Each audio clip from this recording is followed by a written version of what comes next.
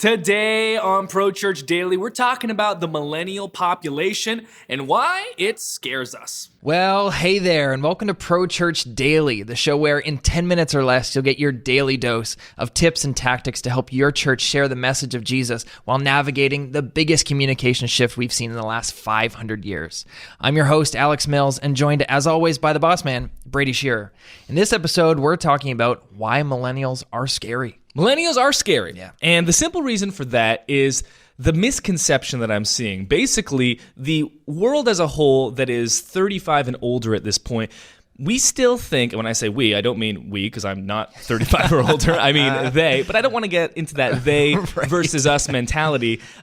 This generation that's above us and the generation before them, they still see millennials as this up-and-coming group. This group that's coming in the future, and one day they're going to take over. But in reality, millennials are already the single biggest demographic in North America. Yeah. And this is what's scary, really the misconception amongst churches, amongst pastors and church leaders, that millennials, we can focus on them in the future. I think that if we start overlooking millennials, this giant generation now, we're going to be pretty vulnerable as churches come very, very soon, if not already. So let's dive into a little bit of statistics to back this up. Millennials are the single largest living generation in the United States. That data point comes from Pew Research, and just in 2016, that's from millennials surpassed the boomer generation as this largest living generation. Wow. Sorry, Gen X, no hate meant to you.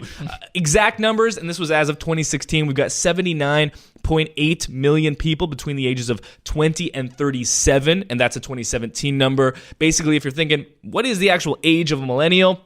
In 2016, they used the current ages of 18 to 35, so we're in 2018 now. Let's talk ages 20 to 37. And when it comes to generational gaps and where you put the cutoff date for generations, there's always a little bit of argument. And if you're on like the really early or late end, I have a lot of friends that are kind of like mid-30s. They're like, I guess I'm a millennial, right, but I don't have too many subscription boxes. So, these aren't necessarily hard cutoff times on the front and back end, just generalizations because someone's got to put the cutoff time somewhere or we can't get reliable data at all. So we've got 79.8 million millennials, and that number is actually still projected to go up all the way up until about 2036, where it's going to hit 81 million. Not that new people are being born in the millennials generation, but that's actually through immigration, people that are coming to North America. And if you compare that to the boomer generation, right now they're sitting around 74 million. So this is not to say that boomers were not a colossal generation when it comes to size. There was a reason they were called boomers, but finally, Gen X was not able to surpass boomers, but millennials have. We've finally seen this tipping point where millennials now make up the single largest cohort within the population of North America. 1 in 3 current American workers is a millennial. Come the next election, there are going to be more millennial voters than any other group.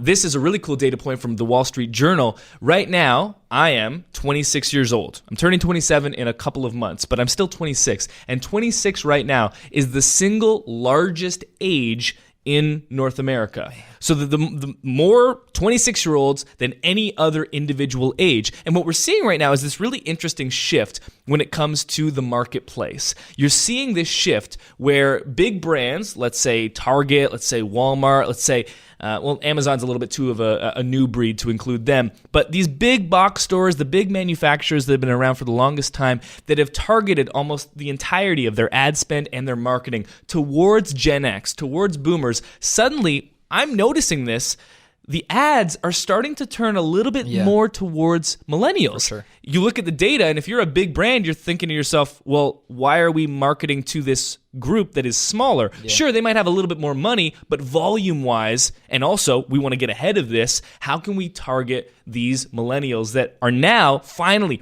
taking over positions of leadership? They're starting to make more money. They're having kids. Maybe some of us might even buy a home. Probably not. Will we buy a car? Maybe. Maybe we'll just rent it, whatever. But we're coming into that position where millennials have more disposable income, and so brands are shifting the way that they target and market to us, and that's simply because we're the largest group. Yeah. And so I say all that to say this to churches. Why do millennials scare me? Millennials scare me because we're living through the biggest communication shift in the last 500 years. We're not just seeing this huge boom of population with millennials, but we're coupling that with the realization that millennials grew up with digital communication in a way that no other generation has. That's right.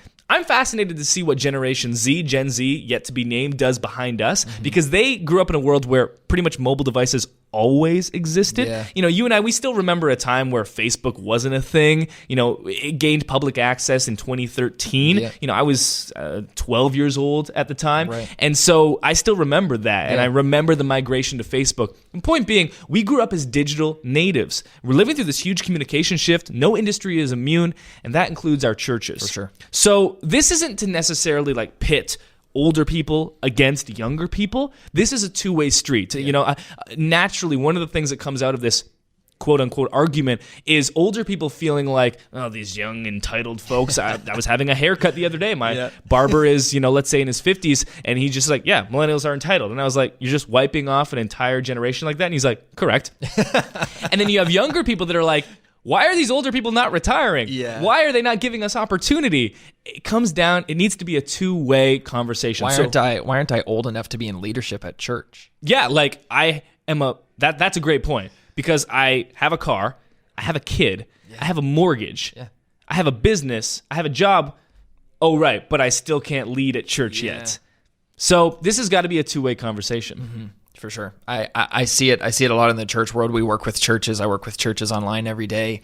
And we're going to talk about this in another episode, but the age of pastors is only going higher, the average age of pastoral ministry. And we see it in leadership in churches. We're, like you said, the millennials, the biggest generation on earth right now.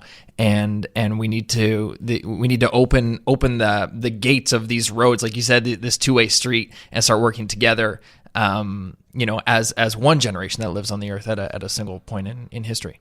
So if you are a younger person, you know, you can start stepping up, doing things on your own, doing things within your church. And if you're an older person in leadership, if you have the power, start reaching down to these younger people. Otherwise, I think that your legacy as a church, as a leader, is vulnerable if you're not able to pass on to the next group. Yeah. That'll do it for this episode of Pro Church Daily. But before we go, we wanted to tell you about StoryTape. StoryTape is our unlimited stock video platform, storytape.com. We were actually able to secure the .com URL for StoryTape. Also, one thing I've been noticing, StoryTape is being spelt a lot as two words. Really? It's one word. Yeah. StoryTape. We created a word. Yeah. And we created a platform where we're offering you not just a la carte video downloads where you can download, you know, a clip, and most stock video sites are going to charge you, you know, $200 to $500 for that one clip. StoryTape gives you access to, at this point, more than 6,000 clips, and you can download them all unlimited on your unlimited subscription. And for the month of January, we're not just going to give you the footage as we always do, but for Pro Church Daily viewers and listeners, you guys only, we're offering 25 video templates to accompany all of these footage downloads. So now you can take all the footage and put it directly into a template, kind of like paint by numbers video editing style, and create videos quickly that look amazing and are shot with, you know, cameras that cost tens and tens of thousands of dollars. These templates are awesome.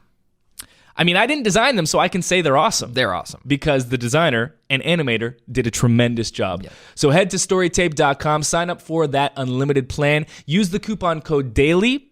You'll get 10% off your subscription forever, and we'll give you access to those 25 proven video templates for After Effects only in the month of January. Head to storytape.com. That'll do it for this episode of Pro Church Daily. We'll see you tomorrow. Hey, thanks for watching today's episode of Pro Church Daily. If you haven't already, make sure you subscribe to this channel for new videos just like this one every single day. And if you like this video, it would mean the world to us if you give this video a thumbs up. Thanks for watching. We'll see you tomorrow.